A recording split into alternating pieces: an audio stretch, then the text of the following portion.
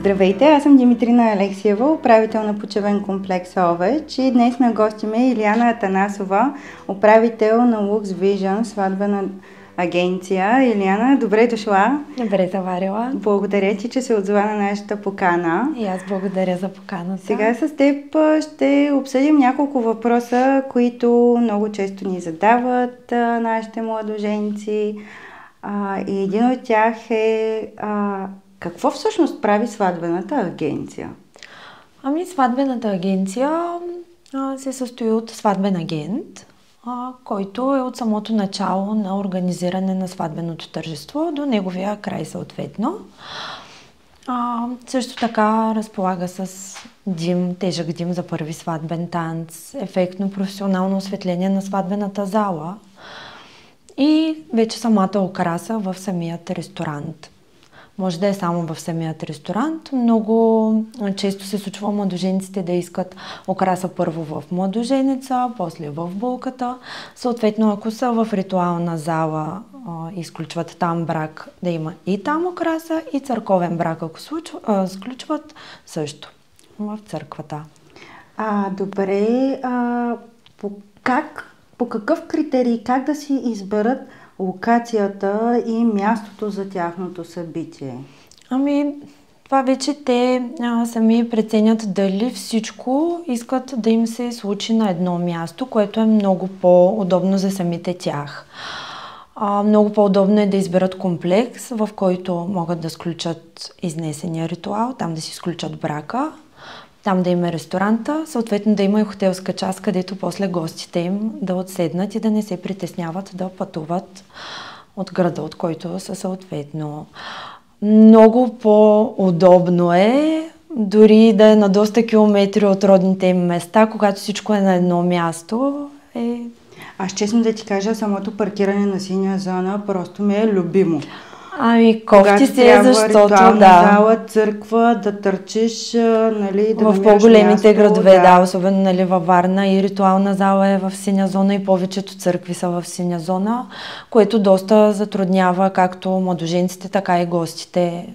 Но не винаги младоженците пък се сещат за това нещо и... Има някои, които се сещат, обаче въпреки всичко държат да си е в града. Ние им даваме съвет, вече нали, дали те ще се вслушат нашия съвет, зависи само единствено от тях, но повечето пъти най-удобно е, когато е комплекс, в който абсолютно всичко е включено и е много по-удобно за тях. Да. Добре, искам да те попитам също и трябва ли да имаме на нашето тържество сватбен координатор? Какво всъщност прави той? Има ли минимум на гостите, максимум? Нали, говоря като бройка, доколко може да обхване сватбения координатор? Ако е малка сватбичка, малка говорим под 50 човека, няма нужда от сватбен координатор. Излишни разходи са за младото семейство. Но ако сватбата е над 90 човека, е хубаво да има човек, който да може да им помогне в самият ресторант. От посрещането, настаняването на гостите, координацията между оркестър, видео, когато ще се случва даден ритуал, координатора отговаря всичко да се случи с лекота, за да няма някой от хората, които също са част от това сватбено тържество, като оркестър и диджей, примерно да тръгне някакъв ритуал, диджея да не е уведомен или оркестъра, също можем да помогнем, като съобщим. Да, между другото, аз наистина искам да кажа на всички младоженци, че много по-лесно се работи, когато има сватбен координатор, тъй като той стикова наистина екипите, които присъстват в сватбения ден, също така ритуалите, следи за последователността. Именно много често се случва, младоженците започват да ангажират билото майка, баща, леля, най-добра приятелка. Няма нищо лошо, нали? Те винаги са насреща да ти помогнат в този специален ден, но не усещат така самото празненство, защото те са затрупани с задачи, които мислят през цялата вечер, ако е нали, вечер на сватбата. координатора може да отмени тези задачки от най-близките ти хора, за да може те максимално да прекарат хубаво празника. Да. Илианка, аз искам да ти задам още един въпрос, тъй като ти преди 2 години беше от другата страна и беше булка. След това започна, нали, да се занимаваш професионално с декориране и въобще сватбена агенция LuxVision. Кажи ми сега, каква е разликата? Би ли променила нещо? Ако можеш да върнеш времето назад, би ли променила нещо от твоя сватбен ден, организационно или като декорация, каквото и да е? Определено бих променила доста неща от към декорация на моя сватбен ден, но пък може би тогава съм нямала чак толкова, не съм била чак толкова компетентна и бях доволна от това, което се беше получило, но като връщам лентата назад, да, винаги има още какво да се желае. Илианка, тъй като ти съвсем скоро беше от другата страна, беше една хубава и прекрасна булка преди 2 години, сега съответно си управител на LuxVision.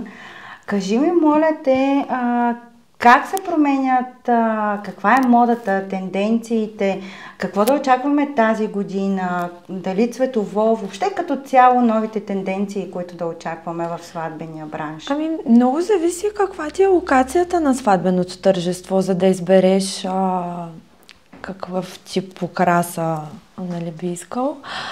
Но е строго индивидуално самия ресторант, нали, има ресторанти в определени цветове, където на трябва за... Другото наистина бях ограничена с цветовете. Да, когато решиш, че точно това е ресторантът ти и той примерно е боядисан в розово, няма как да сложиш изкрящо синьо, примерно. Да. Но забелязвам, че адски много се търси цвят пудра, телесно, зелено и бяло, много добра комбинация. Преди по-скоро повече вървяха тия прасковените цветове, по-изкрящите, по-крещящите. В момента малко се тушираха нещата и е доста по-обрани и елегантни сватби се получават. Нещо екстремно, което ти се е случвало. Някаква екстремна, в смисъл не точно екстремна, по-скоро екстравагантна декорация, нещо нестандартно? Не, за момента не съм имала такива екстравагантни пожелавам ти го, между другото, това ще е хубаво предизвикателство. Определено ще е някакво вдъхновение. Да, така че ако има екстравагантни младоженци, моля, обърнете се към Илианка да предизвикаме и ние. Да. Благодаря ти, Илианка, че беше наш гост. Благодаря за прекрасните отговори на въпросите, които зададоха нашите младоженци. И наистина, ако има по-екстремни и екстравагантни младоженци, обръщайте се към Илианка да го приеме и тя като предизвикателство от наша страна. Вие не спирайте да ни гледате, очаквайте нашите следващи епизоди и гости, с които нямаме търпение да ви срещнем. И до скоро!